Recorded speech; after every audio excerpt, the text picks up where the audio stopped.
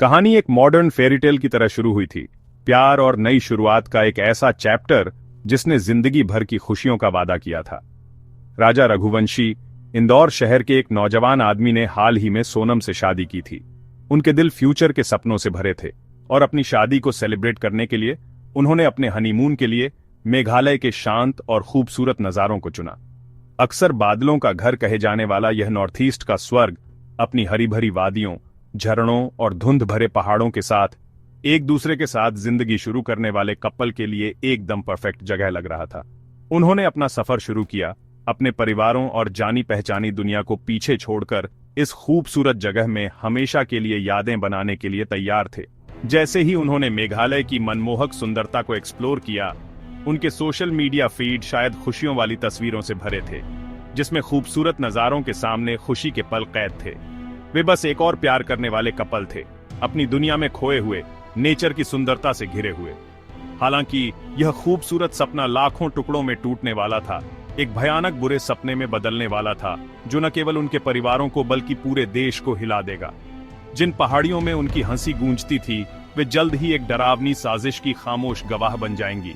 एक गहरा राज जो इस दिखने में परफेक्ट लव स्टोरी की सतह के नीचे छिपा था। ये कपल जो एकांत और रोमांस की तलाश में आया था, एक भयानक मिस्ट्री में सेंट्रल फिगर्स बनने वाला था।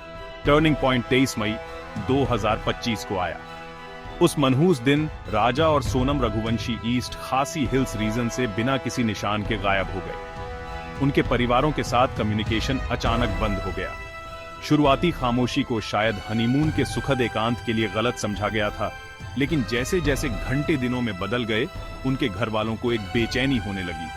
फोन कॉल का जवाब नहीं मिला, मैसेज डिलीवर नहीं हुए और खुशियों वाले अपडेट्स बंद हो गए। खूबसूरत सपना खराब हो गया था, जिसकी जगह डर की बढ़ती भावना ने ले ली थी। कपल को ऑफिशियली मिसिंग बताया गया, जिससे मेघालय के दूर दराज और मुश्किल इलाके में एक अर्जेंट सर्च ऑपरेशन शुरू हो गया। हनीमून पर गए कपल के गायब होने की खबर तेजी से फैल गई, जिससे राज्य पर एक गहरा साया पड़ गया, जो अपनी मेहमान नवाजी और सुंदर नजारों के लिए जाना जाता था। लोकल पुलिस ने चिंतित लोकल लोगों और टूर ऑपरेटरों के साथ मिलकर बड़े पैमाने पर सर्च एफर्ट्स शुरू किए। उन्होंने घाटियों की तलाशी ली, होटलों की जांच की और किसी से भी पूछताछ की जिसने उन्हें देखा हो, लेकिन कई दिनों तक उनके एफर्ट्स का कोई नतीजा नहीं निकला। ऐसा लग रहा था जैसे कपल को उन्हीं बादलों ने निगल लिया हो जिसके लिए मेघालय फेमस है। उन्हें सुरक्षित और सही सलामत ढूंढने की उम्मीद हर गुजरते दिन के साथ कम होती जा रही थी और एक डरावनी सच्चाई सामने आने लगी थी। खूबसूरत हनीमून गायब होने की एक भयानक गाथा में बदल गया था, जिससे हर कोई यह सोचने पर मजबूर था कि स्वर्ग में क्या गलत हो सकता था। जैसे जैसे लापता कपल की तलाश तेज होती गई, मिस्ट्री और भी गहरी होती गई और ज्यादा कॉम्प्लेक्स और पहेली भरी बनती गई। शुरुआती फोकस बस राजा और सोनम को ढूंढने पर था, जिसमें अथॉरिटीज को एक पॉजिटिव नतीजे की उम्मीद थी। हालांकि 2 जून 2025 को तलाश का एक दुखद और भयानक अंत हुआ। राजा रघुवंशी का शव सोहरारिम के पास एक गहरी खाई में मिला, जो चेरापूंजी के पॉपुलर टूरिस्ट डेस्टिनेशन के पास एक दूर दराज इलाका था। इस खोज से कम्युनिटी में सदमा फैल गया और परिवार के सबसे बुरे डर की पुष्टि हो गई। यह अब सिर्फ एक लापता कपल का मामला नहीं था, यह अब एक मर्डर इन्वेस्टिगेशन थी। आइडियल हनीमून एक क्रूर मौत में खत्म हुआ था। राजा के शव की रिकवरी ने तुरंत इन्वेस्टिगेशन का फोकस बदल दिया, लेकिन इसने एक क्रिटिकल सवाल भी उठाया, सोनम कहां थी? इस पॉइंट पर उसे अभी भी एक लापता व्यक्ति माना जा रहा था, शायद खुद एक ऐसी विक्टिम जिसे अगवा कर लिया गया था, या उसके पति जैसी ही किस्मत का सामना करना पड़ा था। पुलिस कई थ्योरीज पर काम कर रही थी, जिसमें 1 गलत तरीके से हुई डकैती, 2 लोकल क्रिमिनल्स द्वारा हमले की पॉसिबिलिटी भी शामिल थी। ये विचार कि सोनम भी गंभीर खतरे में हो सकती थी ने तलाश में अर्जेंसी और निराशा की एक परत जोड़ दी। इन्वेस्टिगेटर्स कपल की आखिरी झांक गतिविधियों को एक साथ जोड़ रहे थे, एक टाइमलाइन बनाने की कोशिश कर रहे थे जो उन्हें सोनम और इस जघन्य अपराध के अपराधियों तक पहुंचा सके। एक लोकल टूरिस्ट गाइड से एक महत्वपूर्ण सफलता मिली, जिसने कपल के साथ बातचीत की थी। उसने पुलिस को एक महत्वपूर्ण जानकारी दी, एक डिटेल जो आखिरकार पूरी साजिश को उजागर कर देगी।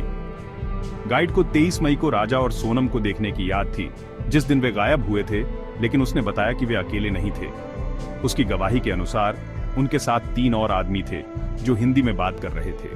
ये एक महत्वपूर्ण लीड थी जिससे पता चलता था कि कपल अपने ही रीजन के लोगों के साथ था और ये लोकल लोगों द्वारा हिंसा का एक रैंडम एक्ट नहीं था।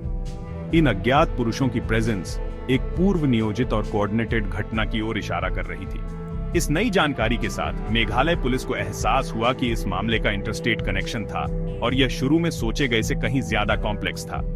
इन्वेस्टिगेशन की गंभीरता और जटिलता को संभालने के लिए एक स्पेशल इन्वेस्टिगेशन टीम या एसआईटी तुरंत बनाई गई। इस डेडिकेटेड टीम को 1 लीड्स का पीछा करने, 2 रहस्यमय पुरुषों की पहचान करने, 3 राजा की हत्या के पीछे के मकसद का पता लगाने का काम सौंपा गया था। एसआईटी ने अन्य राज्यों की पुलिस फोर्सेस के साथ कोऑर्डिनेट करना शुरू किया, खासकर नॉर्थ इंडिया में उन भाषाओं के आधार पर जो संदिग्ध बोल रहे थे। लापता पत्नी और 3 अज्ञात पुरुषों का रहस्य एसआईटी के लिए सुलझाने वाली सेंट्रल पहेली बन गई, एक पहेली जिसका समाधान किसी की भी कल्पना से ज्यादा चौंकाने वाला होगा। इन्वेस्टिगेशन ने एक ड्रामाई और अनपेक्षित मोड़ लिया, एक ऐसा मोड़ जो पूरी कहानी को एक दुखद कपल की कहानी से एक विश्वासघात की भयानक कहानी में बदल देगा। वह महिला जिसे कभी एक लापता व्यक्ति माना जाता था, एक संभावित विक्टिम जिसकी सुरक्षा एक प्राइमरी चिंता थी, उसे पूरे अपराध की मुख्य आर्किटेक्ट के रूप में उजागर किया जाने वाला था। सोनम रघुवंशी, दुखियारी दुल्हन, उस तरह से लापता नहीं थी जैसा हर कोई मान रहा था। एक चौंकाने वाले डेवलपमेंट में उसने उत्तर प्रदेश के गाजीपुर जिले के नंदगंज पुलिस स्टेशन में खुद को सरेंडर कर दिया। यह एक्ट उसके इंदौर वाले घर और मेघालय में क्राइम सीन से दूर उसकी मासूमियत के मुखौटे में पहली बड़ी दरार थी। उसके सरेंडर के बाद में पुलिस पूछताछ ने एक भयानक सच्चाई का खुलासा किया जिसने इन्वेस्टिगेटर्स और पब्लिक को हैरान कर दिया। सोनम ने अपने पति राजा की हत्या में अपनी भूमिका कबूल की। उसने स्वीकार किया कि वह विक्टिम नहीं बल्कि इस क्रूर हत्या की मास्टरमाइंड थी। मेघालय में हनीमून प्यार का सेलिब्रेशन नहीं बल्कि एक सावधानी से प्लान किया गया जाल था। उसने अपने पति को खत्म करने के एकमात्र उद्देश्य से पूरी ट्रिप का आयोजन किया था। मकसद, जैसा कि सामने आने लगा, एक गहरी साजिश की ओर इशारा कर रहा था जिसने सोनम की इमेज को एक दुखी विधवा से एक ठंडी और कैलकुलेटिंग किलर में बदल दिया, जिसने शादी के पवित्र बंधन का इस्तेमाल अपनी जानलेवा इरादों के लिए किया था। कबूलनामे ने प्लॉट की एक और भी ज्यादा डरावनी परत का खुलासा किया। यह एक कॉन्ट्रैक्ट किलिंग थी। सोनम ने बताया कि उसने अपने हनीमून के दौरान राजा की हत्या के लिए प्रोफेशनल किलर्स को हायर किया था।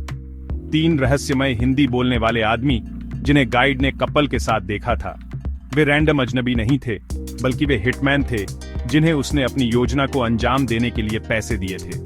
इस खुलासे ने उनकी प्रेजेंस और अपराध में उनकी भूमिका को समझाया। उसने हर डिटेल को सावधानी से प्लान किया था, मेघालय की दूर दराज जगह चुनने से लेकर जो एकांत और एक अनजान माहौल प्रदान करती, किलर्स के साथ कोऑर्डिनेट करने तक ये सुनिश्चित करने के लिए कि योजना बिना किसी दिक्कत के पूरी हो। पूरा हनीमून एक नाटक था, बेखबर राजा के लिए एक अंतिम घातक यात्रा। सोनम के कबूलनामे के साथ पहेली के टुकड़े अपनी जगह पर आने लगे। एसआईटी, जो पहले से ही मेघालय के बाहर लीड्स का पीछा कर रही थी, अब उसके पास एक स्पष्ट दिशा थी। सोनम द्वारा दी गई जानकारी के आधार पर पुलिस हायर किए गए हत्यारों को ट्रैक करने और गिरफ्तार करने में सफल रही। एक आरोपी को उत्तर प्रदेश से पकड़ा गया, जबकि 2 अन्य को इंदौर, मध्य प्रदेश, राजा के अपने होम टाउन में पकड़ा गया। उनकी पूछताछ के दौरान गिरफ्तार पुरुषों ने सोनम की कहानी की पुष्टि की, ये स्वीकार करते हुए कि उसने उन्हें अपने पति को मारने के लिए एक बड़ी रकम, एक सुपारी की पेशकश की थी। धोखे का जाल अब पूरी तरह से उजागर हो गया था, जिसमें एक साजिश का खुलासा हुआ जो रैंडम हिंसा से नहीं बल्कि घनिष्ठ विश्वासघात से पैदा हुई थी। सोनम रघुवंशी और उसके 3 अकम्प्लिसेस की गिरफ्तारी के साथ मेघालय पुलिस ने इस मामले में एक महत्वपूर्ण सफलता हासिल की। विभिन्न राज्यों की पुलिस बलों के बीच त्वरित कार्रवाई और सफल कोऑर्डिनेशन ने राज्य सरकार के उच्चतम स्तरों से प्रशंसा बटोरी। मेघालय के मुख्यमंत्री कोनराड संगमा ने खुले तौर पर पुलिस विभाग की उनकी कुशल और तेज जांच के लिए सराहना की। उन्होंने इस बात पर प्रकाश डाला कि पुलिस ने शव मिलने के सिर्फ 7 दिनों के भीतर जटिल साजिश को सुलझाने और महत्वपूर्ण गिरफ्तारियां करने में कामयाबी हासिल की थी। यह मान्यता जांच टीम के लिए मनोबल बढ़ाने वाली थी और जनता को आश्वस्त करती थी कि अपराध की परेशान करने वाली प्रकृति के बावजूद न्याय का पूरी लगन से पीछा किया जाएगा। हालांकि जबकि पुलिस को उनके काम के लिए सराहा जा रहा था, राजा रघुवंशी का शोकाकुल परिवार पूरी तरह से आश्वस्त नहीं था कि साजिश का पूरा दायरा उजागर हो गया है। वे अपने बेटे को खोने के दोहरे सदमे और यह पता चलने से कि उनकी बहू कथित मास्टरमाइंड थी से उबर रहे थे। वे जो मानते थे कि एक अधिक निष्पक्ष और गहन जांच होगी, उसकी तलाश में राजा के भाई विपुल रघुवंशी ने एक महत्वपूर्ण कदम उठाया। उन्होंने भारत के प्रधानमंत्री को एक पत्र लिखा, औपचारिक रूप से अनुरोध किया कि मामला केंद्रीय जांच ब्यूरो (सीबीआई) को सौंप दिया जाए। परिवार की याचिका यह सुनिश्चित करने की इच्छा से उपजी थी कि इसमें शामिल हर एक व्यक्ति को न्याय के कटघरे में लाया जाए और कोई भी कसर न छोड़ी जाए। आज 9 जून 2025 तक मेघालय हनीमून मर्डर मिस्ट्री एक सक्रिय और चल रही जांच बनी हुई है। जबकि सोनम सहित 4 मुख्य आरोपी हिरासत में हैं, एसआईटी का मानना है कि साजिश में और भी व्यक्ति शामिल हो सकते हैं। कम से कम एक और संदिग्ध की तलाश, जिसके प्लॉट से जुड़े होने का संदेह है, अभी भी जारी है, जिसमें मध्य प्रदेश और अन्य स्थानों पर छापे मारे जा रहे हैं। एसआईटी सभी बिंदुओं को जोड़ने के लिए लगन से काम कर रही है। वित्तीय लेन देन, कॉल रिकॉर्ड और अन्य सबूतों की जांच कर रही है, ताकि आरोपियों के खिलाफ एक ठोस मामला बनाया जा सके। सोनम के अपने पति की हत्या कराने के चौंकाने वाले फैसले के पीछे के मकसद की भी गहन जांच की जा रही है। मामला वर्तमान में एक महत्वपूर्ण मोड़ पर है। कबूलनामों ने अपराध का एक स्पष्ट ढांचा प्रदान किया है, लेकिन कानूनी प्रक्रिया अभी शुरू हुई है। आरोपियों पर एसआईटी द्वारा एकत्र किए गए सबूतों के आधार पर मुकदमा चलाया जाएगा और जस्टिसिक कार्यवाही लंबी और पूरे देश द्वारा बारीकी से देखी जाने की उम्मीद है। परिवार की सीबीआई जांच की मांग स्थिति में एक और आयाम जोड़ती है। केंद्रीय सरकार के फैसले का इंतजार है। फिलहाल एक कहानी जो शादी की कस्मों और हनीमून के सपनों से शुरू हुई थी, विश्वासघात और हत्या की एक अंधेरी कहानी में बदल गई है, जिसका अंतिम अध्याय अभी न्याय के हॉल में लिखा जाना बाकी है।